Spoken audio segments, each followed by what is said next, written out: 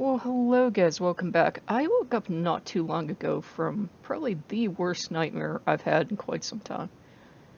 And nightmares can actually be very good for us. It can be very therapeutic. Sometimes our dreams are just our brains cleaning house. And we'll wake up and we'll feel terrible. And it just won't mean anything because it will have been utter nonsense. And you could sit down with the most gifted therapist in the world and they couldn't make heads or tails of it because sometimes dreams don't mean anything, but your body is trying to like get rid of negative whatever.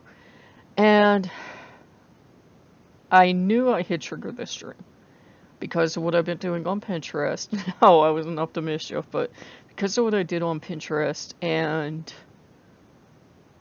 because of some of the other things I've been going through lately, I knew I had kind of triggered this nightmare. Now, what I would have originally done and what I had to fight the impulse to do was get up and write a story in response to a nightmare. That's how I always used to actually write. When I would have nightmares, I would get up and I would say, okay, here's the nightmare.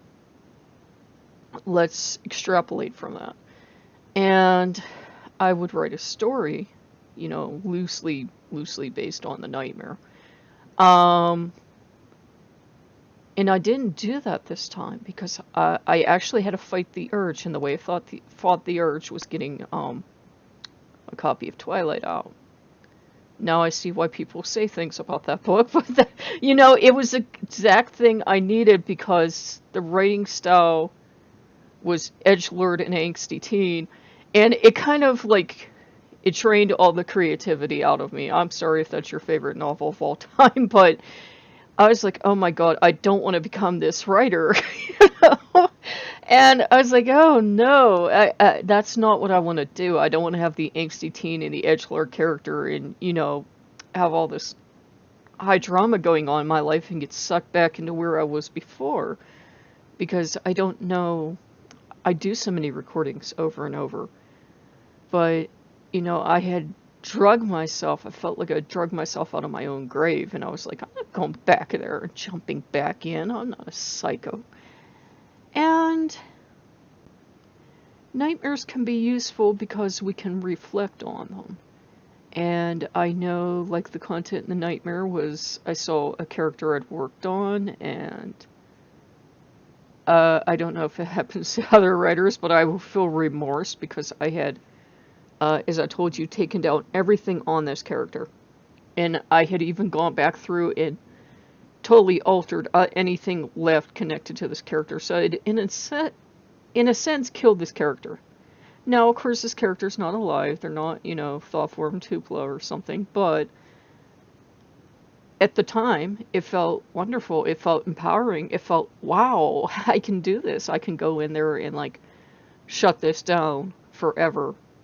And I was kind of amazed at how quickly this kind of, it's kind of like an addiction. This addiction, like, came and was like, surprise, I'm not gone.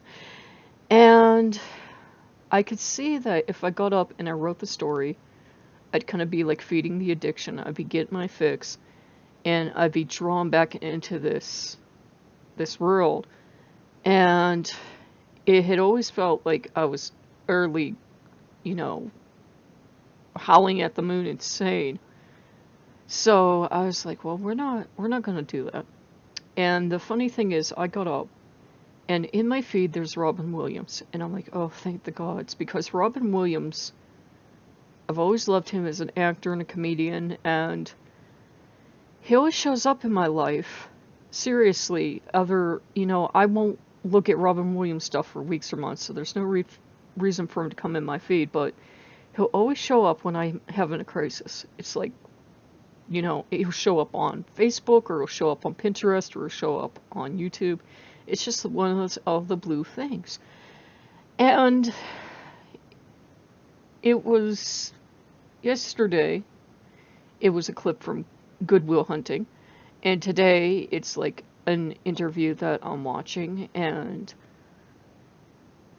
it's since he had been there, since he had been through manic depression, and he'd been through addiction, and, you know, he'd been through all this other stuff like alcoholism and that, it's like, you kind of feel this kinship. It's not that I think I'm like some kind of genius like Robin Williams, but it's like there's someone else that was walking down the road I'm walking down and dealing with the same demons I've dealt with.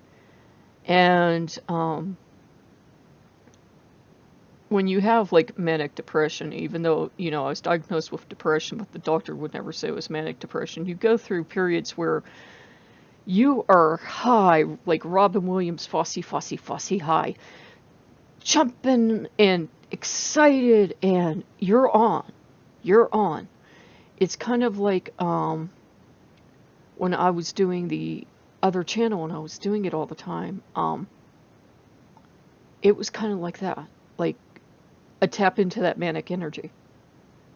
And then along came the depression, you know, that I've always had, but it really acted up. The depressive side acted up.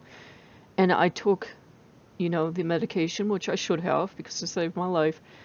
But it also kind of destroyed that manic side. And I don't know what it's like for other people, but that manic side is my creative side.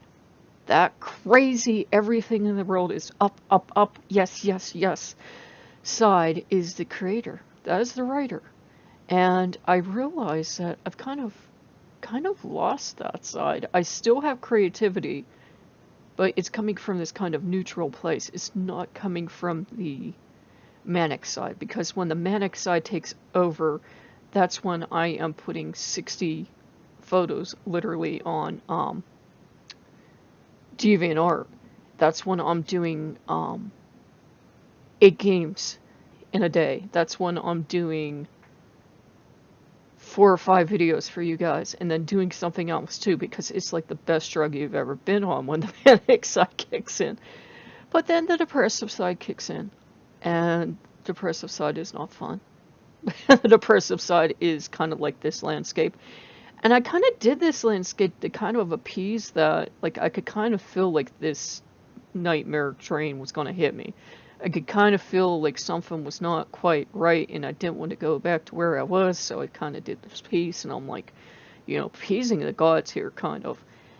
And I still had to have the manic train hit me, because either some of the things I experienced were real, and those can be dealt with when I'm, you know, calmer and saner.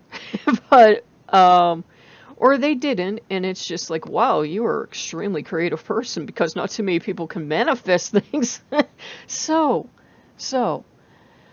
it's good to have nightmares, and it's good if we can have the time to kind of sit down and work with them to kind of, figure out, you know, what are all the emotions we're feeling. And I learned this really good technique for dealing with, you know, negative emotions like depression and everything. And I believe the book was, "This book is not required." I believe that that's the book it's in, but please don't quote me. And it's a kind of sit down or lay down or do whatever you do to relax and let the emotions come and just kind of watch them pass by. You don't have to judge them. You don't have to do anything with them. Just kind of watch them pass by. And, you know, then if I feel up to it, I will do a thing where I will kind of like look at the emotion and be like, well, okay, what's causing this? And then, all right, this is what's causing that, then what's causing this? And you keep going back and back and back, and eventually you find the answer. You're like, oh, it was this totally different thing. I thought it was because, you know, I'm doing this, and it's actually because I'm doing this other thing entirely. So it can be good, and it's actually a good sign. It's strange, but it's actually a good sign when I have nightmares every once in a while, because it means that creative process is there and it's still firing away.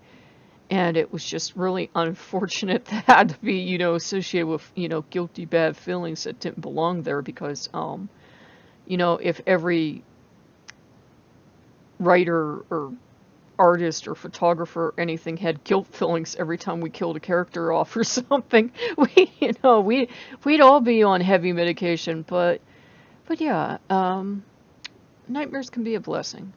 You can learn to find peace of mind in them. You can certainly, I made the best of a bad situation. I got up, I made myself coffee, and I was like, well, I'll turn on YouTube, and I watched a little Robin Williams, and I'm like, you know what, I'll make a video, but I'm not gonna go write this story, because I don't think really that part of my brain, that kind of manic, high, fussy part is there anymore. And also, just, I don't want to get back into that area where I feel like I'm dealing with something that it seems like attracts a lot of unhealthy, unbalanced people. I mean, that's, if you do suffer from depression or anxiety or something, the last thing you want to do is like sit down in a room full of edgelords. You're going to be even worse. So I hope that helps. And I figured, I'm going to take this nightmare and I'm going to turn it into something.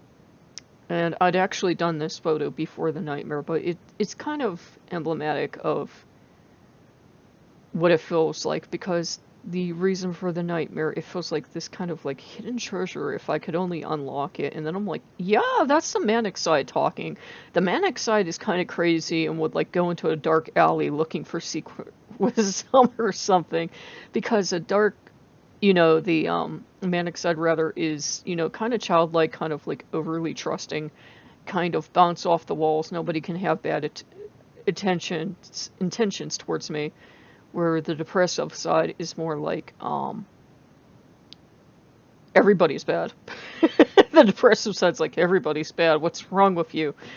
And it's not like you have this split personality or anything. It's not like, what they used to label multiple personality disorder, and that's no longer a label. It's just when you're in a manic episode, you become this happy, cheerful person, but you're aware of the depression deep down.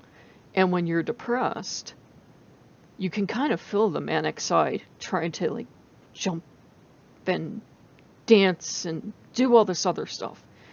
And you're like, why can't I find this happy balance of, manic is excited enough and depression is like whatever. But I wanted to share that with you because it was good that I had the nightmare, because I didn't want to get sucked back into that situation, because there are certain places and there's like certain fandoms or topics or whatever that you'll notice the vast majority of the people that are in it, they have anger issues, they have maybe mental issues, they're all edgelords, and it's not a healthy place to be if you already have problems of your own. You're like, wow, I came here to, like, maybe you got attracted to it because you thought you would do some healing. And instead of the healing, it just made you 10 times worse. So I hope that helps. I know it was kind of rambly and didn't make sense, but, anytime I do anything based on a nightmare, it does not make sense. So this is kind of par for the course. And I'm glad I still have, like, at least the verbal skills, because, the writing skills they climbed out the window and they ain't never coming back. But if you guys like what you see, like, comment, subscribe, and I'll see you later. Bye-bye.